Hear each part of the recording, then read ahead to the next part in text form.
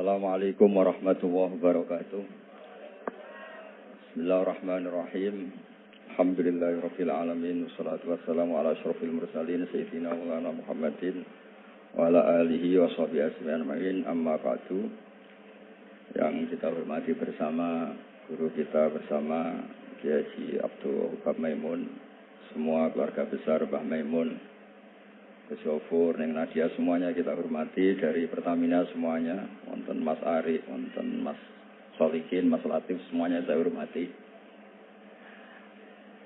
Saya sebetulnya sudah 3 tahun yang lalu sering dimintai ngaji sama Pertamina, dan karena saya sudah daftar jadi resi, tengok-tengok di rumah itu sudah nggak mau ya. Alhamdulillah Pertamina punya cara yang agak nggak benar itu, memanfaatkan Gus Yofur ngundang saya. Semoga Allah memaafkan. Itu otak politiknya masih jalan. Tapi alhamdulillah semoga ini kesalahan yang dimaafkan Allah Subhanahu wa taala. Karena politik itu penting. Dulu itu ada orang berdoa di depan makam Rasulullah sallallahu alaihi wasallam. Itu doanya itu agak ganggu, agak menteror. Ya Allah, jika saya jadi orang baik, maka yang senang ini kekasihmu, yaitu Rasulullah Sallallahu Alaihi Wasallam. Tapi kalau saya jadi orang jelek, itu yang senang musuhmu, yaitu setan. Monggo terserah, jenengan mau menyenangkan kekasih jenengan atau menyenangkan musuh jenengan, monggo. Itu kata Allah, ini agak repot. Intinya terus, ya sudah kamu jadi orang baik saja, biar kekasih saya senang. Jadi kadang-kadang hubungan dengan Allah juga harus pakai politik gitu. Jadi in kuntu sholihan surra habibu. Kalau saya jadi orang soleh maka yang senang kekasihmu. Kalau saya jadi orang jelek yang senang itu musuh engkau. Terserah dengan sebagai Tuhan milih mana, menyenangkan kekasihmu atau menyenangkan musuhmu. Jadi kadang-kadang dalam dunia ngaji itu juga harus ada akal-akalan gitu. Saya berkali-kali jadi korban. Sebetulnya saya senang uzlah itu bukan karena bapak. Satu, iktifak dengan kiai yang sudah ada. Kedua, ya bapak saya itu namanya Kiai Nur Salim. Itu punya bapak namanya Mbah Nur Sam. Sepuh-sepuh itu memang uzlah. Mungkin faktor gen. Jadi saya membatasi sekali. Tadi meneruskan ngajinya Gus Yofur. Saya disuruh agak lama. Tapi bukan lama. Agak lama itu ya 15 menit. Sambil nunggu Gus Idror. Tadi beliau cerita Mbah Maimun itu menjadikan belajar itu thariqah. Thariqah itu ilmu, kata Mbah Mun, mengajar. Jadi beliau saking tawaduknya enggak pakai bahasa Arab. Memang teks hadisnya itu Arabnya itu ad-dunya mal'unah. Mal'unun ma fiha illa dzikrawah wa ma walahu. Aw aliman aw muta'alliman. Jadi dunia ini semuanya terlaknati.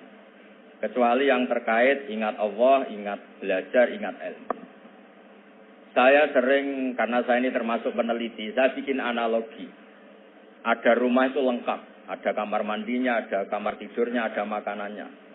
Tentu yang masuk rumah itu terburuk itu adalah nggak ngerti yang punya rumah itu siapa. Nggak punya rumah itu siapa, kamu langsung makan, langsung tidur, langsung memanfaatkan isi rumah itu. Tanpa ingin tahu yang punya siapa. Betapa buruknya itu.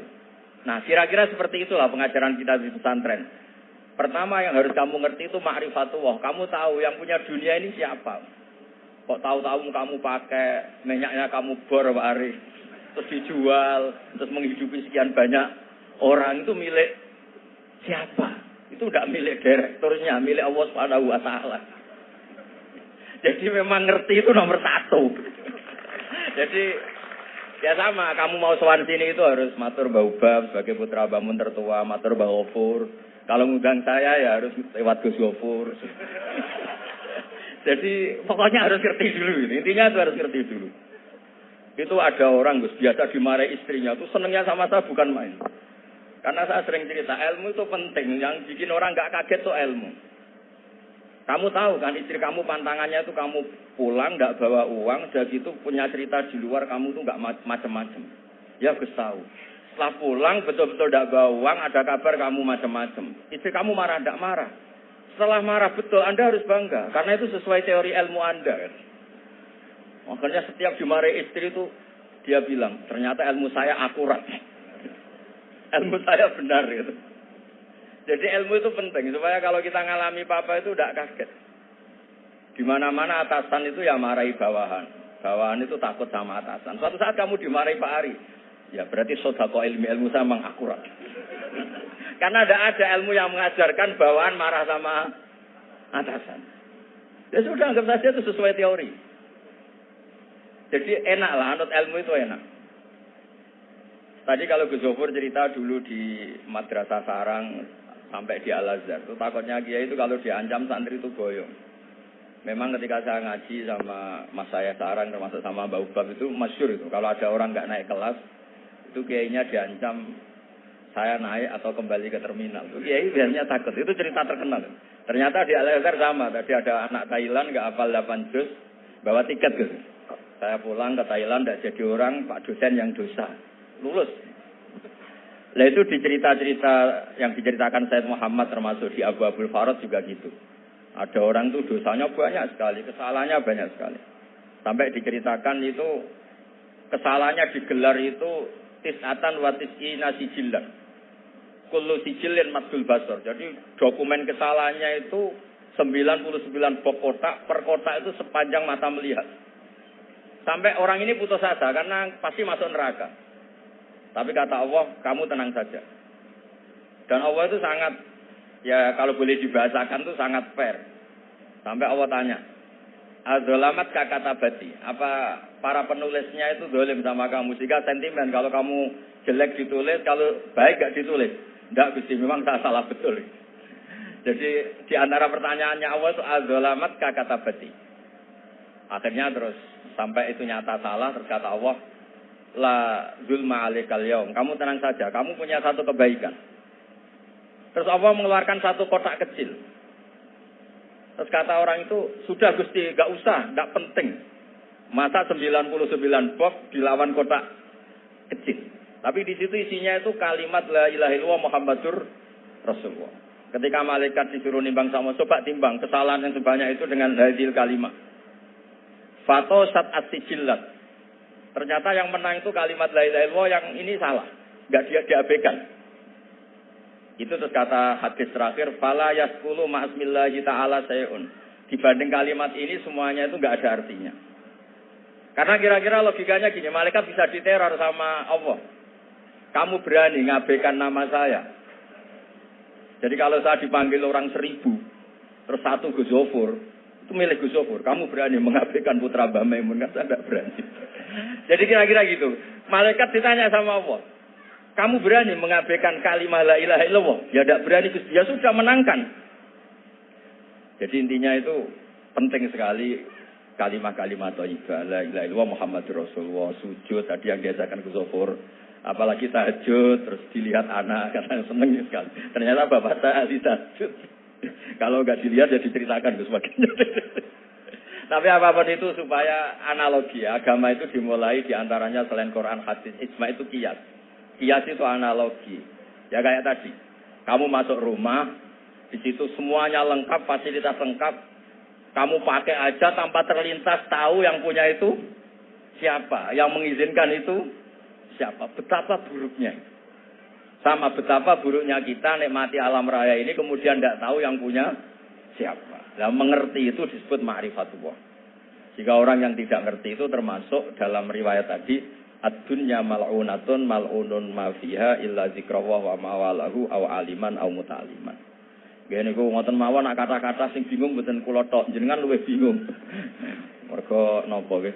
Repot kabeh. Ilmu nak kakean repot. Kula mawon repot malah jenengan repot.